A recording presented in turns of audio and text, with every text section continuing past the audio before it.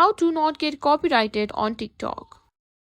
Tired of TikTok muting your videos or taking them down due to copyright? In this quick tutorial, I'll show you how to avoid getting copyrighted on TikTok the easy way. So let's get started. Copyright usually happens when you upload music or content you don't own, especially audio from songs, TV shows, or movies.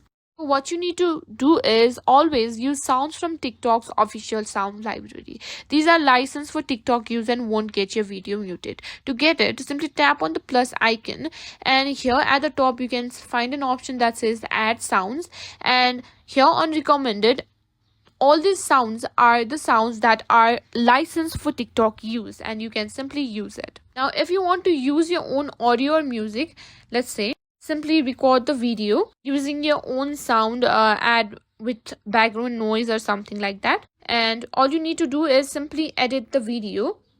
Tap on sound and simply go to volume option, and once you've tapped on volume option, simply make sure that the volume is down and your original volume is up.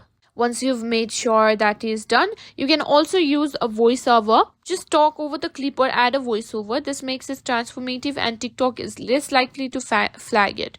So once you've done that, you can avoid copyright on TikTok.